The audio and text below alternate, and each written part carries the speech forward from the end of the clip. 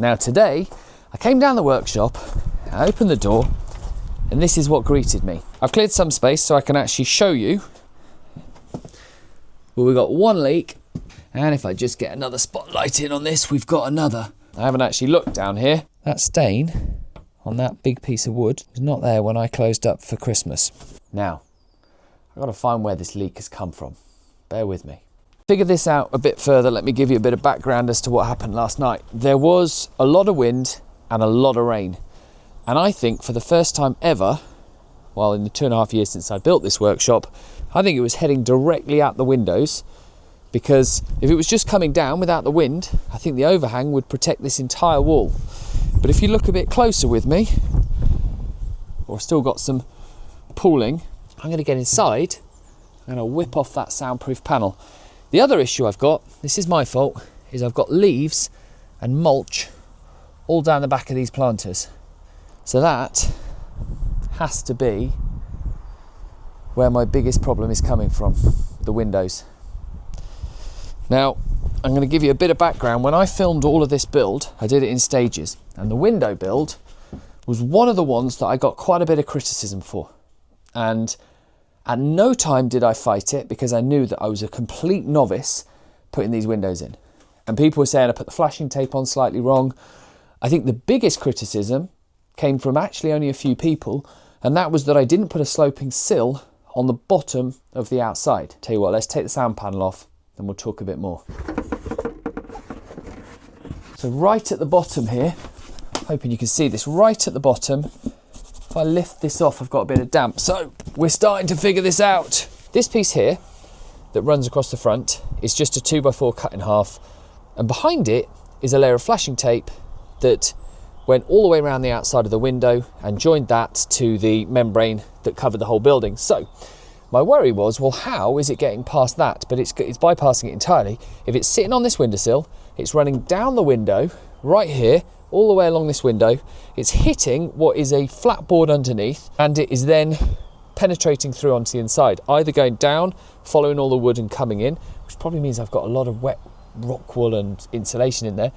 Theoretically, if I can fix it and stop any water going this side here of the membrane, then I fixed my problem. I don't think the leaves are a problem. I'm hoping. They're a problem for a future problem. I need to do it better. So let's fix it. First job is that I need to get rid of all of the other issues that might have caused it that I'm pretty sure haven't. So I've got to clear away all those leaves and debris that are all the way around the outside of a workshop. Well, so now we're sure that probably isn't the issue. I need to sort out some workspace within the workshop, and then hopefully we can fix it. I'm going to go about resetting all of this, which, well, it was a lot easier to pull it apart than it's going to be to reset it. But spring cleaning your workshop, any excuse? Yeah, I think we're going to have to follow this one through this time. Let's do a montage.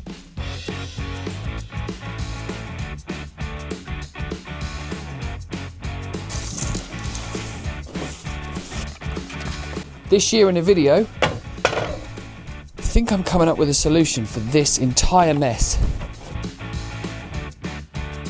But for now, this is all we've got. Okay, it's the next day. I think I've got a plan. I'm just going to measure up. This width of this windowsill, I'm pretty sure is the same as a 4x2, about 95 mil. So my idea here is if I can slice a 4x2 on a table saw into 2 angled sections, I'm going to get enough for each window. But all my 2x4s are outside, or 4x2s, whatever you want to call them, and I got a saw stop. So I've also got to try and get the brake taken off. So there's a couple of reasons why this is not a perfect solution, because top blade height when it's out is nowhere near the height of this. And also, if I ran this through with this much blade in this much damp wood, I'm pretty sure the table saw is going to kick off. Anyway, we're going to give it a go in multiple passes. First thing I need to do is mark on the end of here exactly where I want to cut it to try and get 2 out of 1. I mean, there's probably a mathsy way of working this out. I've got 2 centimetres to 3 centimetres of extra plate on these boards. So the first thing I'm going to do while the blade is fully up, I'm just going to put it in and see how close I get to those lines. That's it. So I'm just going to angle that a touch more because it's going to come too far this side. Okay, now that's how many passes I'm going to do. I've probably got about an inch, maybe less of height there. I'm going to try and run it through on that first.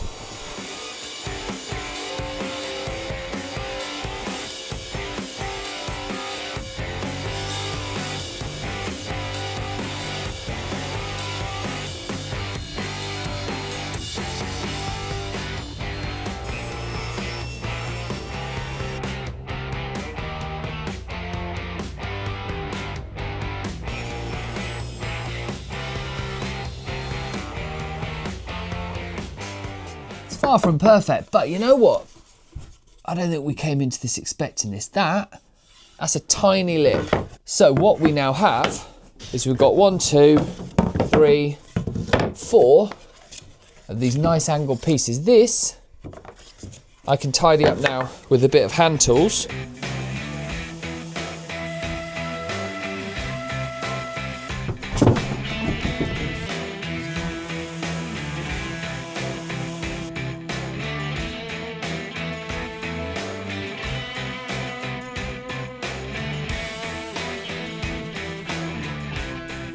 Next jobs we're going to go back into the cold. Now there's something of an order of operations thing going on here because I need to put some silicone down where the other bead failed. I need to put some silicone down here to hold the wedge piece down, but the wedge piece needs to be painted in this barn paint, black, to protect it. And also the top of the wedge piece needs to have a bead of silicone to the window, so it's kind of double protected with silicone to stop anything, even if it penetrates, it won't penetrate all the way down. So the worst it will do is potentially rot this wood very slowly from the back. And one thing to note here is that I am not doing it all where I cut everything and then paint everything and then wait.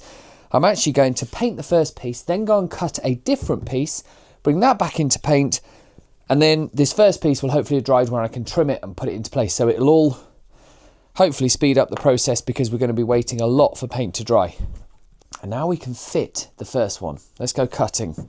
So I've just made sure I've got one nice clean edge, and then I'm just going to pop it in by about 5 mil, and then I've marked just a generous cut point so we can lose all of this area here.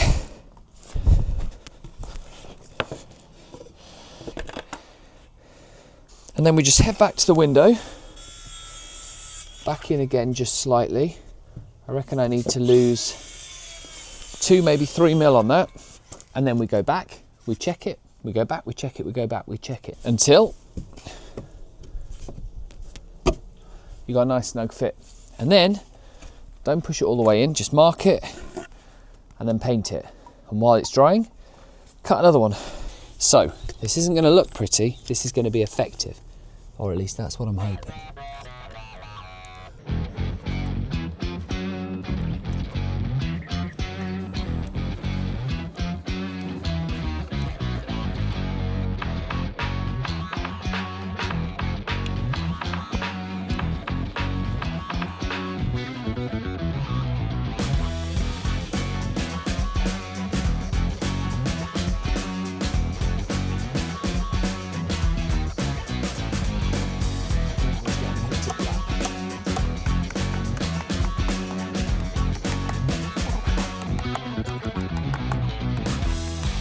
I've got an hour of sunlight, if that. The sun's dipped behind a lot of the houses already, so it's really cold. And I've left the black paint as long as I possibly can, which means I've got it to the stage where most of it has dried. There's a few tacky patches on it, but it's not like gloss.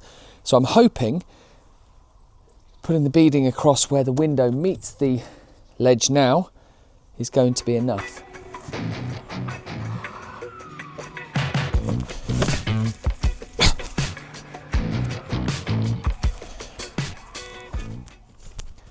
Silicone. Now I've cleaned up, let me show you a little bit of what I've done.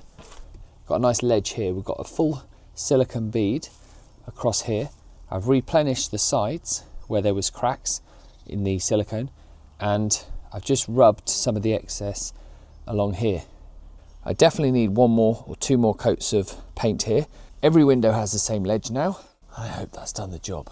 Here's a week later, and now, as you can see from the ground outside the workshop, we've had pretty solid rain for 3 days, maybe 4. I haven't managed to get out here because there has been that much rain, but I did want to come out and do an inspection, and the first thing I notice is there's water on the actual window itself, which, well, let's be honest, terrifies me a little bit.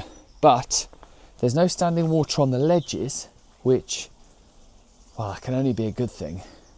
Now, moment of truth, let's actually check inside to see if there's been any leak, because there's been a lot of water. Here we go. You're getting the first look. I haven't even turned the lights on or the electrics. That floor is absolutely bone dry. Where there was 4 leaks, 4 puddles. I genuinely can't tell you how relieved I am that so far the fix we've put into place has worked. Mistakes were made the first time round, and yes, they were mistakes that could have been avoided. However, I went into building this project almost 3 years ago with 0 experience at all, and I learned everything I could off YouTube and asking people. A few things are going to get missed.